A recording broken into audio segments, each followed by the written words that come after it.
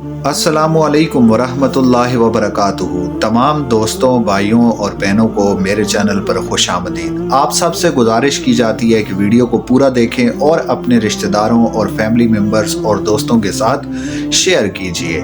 तो बढ़ते हैं आज की वीडियो की जानिब। आज की वीडियो में आपको मज़ीद कुछ अहादीस सुनाई जाएंगी। आप कोशिश करें कि इन पर अमल करें और अपने दोस्तों और रिश्तेदारों से भी कहें कि इन अहादीस पर अमल करें। इंशाअल्लाह आपको दुनिया व आखिरत में इसका फ़ायदा होगा। हदीस नंबर 1, रसूलुल्लाह सल्लल्लाहु अलैहि वसल्लम ने फरमाया, जिसने फजर पढ़ी वो अल्लाह की पनाह में है, तो तुम अल्लाह की पनाह हाथ से जाने ना दो। इस हदीस का मतलब ये है कि रसूलुल्लाह सल्लल्लाहु अलैहि वसल्लम ने हमें बताया है कि नमाज की पाबंदी करनी चाहिए और ख़ास तौर पर सुबह की नमाज।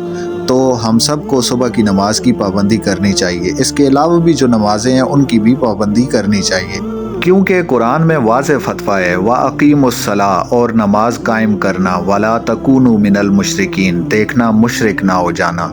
और एक हदीस है कि जो बंदा नमाज पढ़ता है वो अल्लाह के ज़िम्मा में आ जाता है, और जो बंदा नमाज नहीं पढ़ता उससे अल्लाह का ज़िम्मा उठ जाता है। यानी नमाज इंसान के लिए और ख़ास तौर पर मुसलमान के लिए बहुत ज़रूरी है। तो हमें अपनी नमाज़ों की फ़िक्र करनी चाहिए और नमाज की पाबंदी करनी चाहिए। इसके बाद एक और हदीस है कि रसूलुल्लाह सल्लल्लाहु अलैहि वसल्लम ने फरमाया, मुसलमान को जो परेशानी, गम, रंज, तकलीफ़ और दुख पहुँचता है, हत्ता कि अगर उसे कोई कांटा भी चुभता है, तो अल्लाह उस तकलीफ़ की वजह से उसके गुनाह मुआफ़ फरमा देता है। इसलिए हमें अपनी तकलीफ़, गम, रंज और दुख के ऊपर और बीमारी के ऊपर और आजमाइश के ऊपर सब्र रखना चाहिए। इंशाअल्लाह अल्लाह ताला हमको इसका बेहतरीन अजर एक दिन ज़रूर देगा। इसके बाद मस्जिद के आदाब के हवाले से एक हदीस है कि रसूलुल्लाह सल्लल्लाहु अलैहि वसल्लम ने फरमाया, जो शख्स इस बदबूदार पौधे, प्याज या लहसुन वगैरह से कुछ खा ले तो वो हमारी मस्जिद ना आए, क्योंकि फ़रिश्ते इस चीज़ से तकलीफ़ महसूस करते हैं। यानी प्याज और लहसुन की बदबू से फ़रिश्तों को तकलीफ़ होती है, जिससे इंसान तकलीफ़ महसूस करते हैं। यानी इंसान भी, मैं अपना बज़ाते ख़ुद आपको तजुर्बा बताता हूँ, मुझे तो प्याज और लहसुन से एलर्जी है, मैं खाता भी नहीं हूँ। और हमारे नबी अलैहिस्सलाम ने भी सारी ज़िंदगी प्याज और लहसुन नहीं खाया, क्योंकि नबी अलैहिस्सलाम के पास फ़रिश्ते वही लेकर आते थे। तो अगर आप सल्लल्लाहु अलैहि वसल्लम प्याज या लहसुन खाते तो फ़रिश्तों को उससे तकलीफ़ महसूस होती।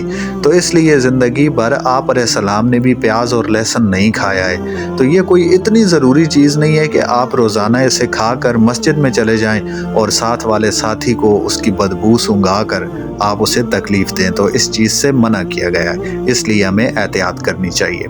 के बाद एक और हदीस है कि अबू जरी जाबिर बिन सुलैम कहते हैं, मैंने आप सल्लल्लाहु अलैहि वसल्लम से कहा, मुझे कोई नसीहत कीजिए। तो आप सल्लल्लाहु अलैहि वसल्लम ने फरमाया, किसी को गाली ना देना। कहते हैं, उसके बाद से मैंने किसी को भी गाली नहीं दी, और ना आज़ाद को, ना ग़ुलाम को, ना ऊँट को और ना बकरी को। यानी गाली देना बहुत बड़ा गुनाह है और ये गुनाह कबीरा में से है। तो किसी को भी गाली नहीं देनी चाहिए, ये बिल्कुल वाज़े तौर पर हराम है, गुनाह कबीरा है। तो कोशिश करें गाली देने से ख़ुद भी बचें और अपने सब दोस्तों रिश्तेदारों को भी नसीहत करें कि वो गाली ना दिया करें, हत्ता कि किसी चीज़ को, किसी जानवर को भी गाली ना दें। इसके बाद एक और हदीस है कि रसूलुल्लाह सल्लल्लाहु अलैहि वसल्लम ने फरमाया, बेवा से बग़ैर इजाज़त के उसका निकाह ना करो। यानी बेवा से पहले इजाज़त लो कि क्या हम आपका निकाह कर सकते हैं, या अगर कोई शख्स जो उससे निकाह करना चाहता हो तो वो उससे पहले इजाज़त ले ले। और कवारी लड़की से बग़ैर पूछे उसका निकाह ना करो। यानी यहाँ कवारी लड़की से बग़ैर पूछे उसका निकाह ना करने से मुराद ये है कि किसी कवारी लड़की को आप बताएं ही नहीं और उसका निकाह भी हो जाए और उसे ख़बर ही ना हो, एक दिन उसे उठा के किसी दूसरे के पास बिठा दें कि ये आपका हस्बैंड है। इसलिए नबी अलैहिस्सलाम ने हमें बताया है कि बग़ैर पूछे उसका निकाह ना करो। इसमें उस लड़की की रज़ामंदी को भी शामिल करना पड़ेगा। अगर लड़की कहती है कि मुझे फ़लाँ शख्स से बिल्कुल निकाह नहीं करना, तो लड़की की बात को भी मानना चाहिए।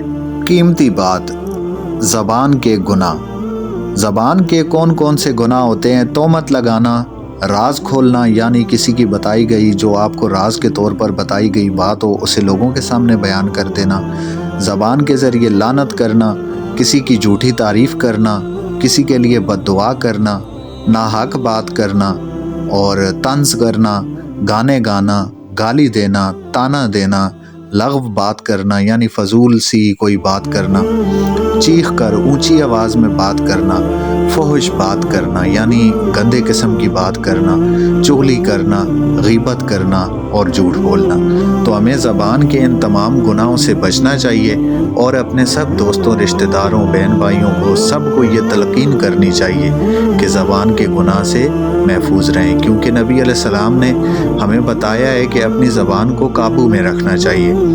اس کے علاوہ اور بھی کافی ساری ویڈیوز ہیں میرے چینل پر، آپ مزید احادیث کی ویڈیو دیکھ سکتے ہیں۔ آپ سب سے گزارش ہے کہ اس ویڈیو کو اپنے دوستوں اور رشتہ داروں کے ساتھ شیئر کیجئے، چینل کو سبسکرائب کیجئے اور بیل آئیکن کو دبا دیجئے تاکہ ہماری آنے والی ویڈیوز کی نوٹیفیکیشن آپ کو ملتی رہے۔ جزاک اللہ۔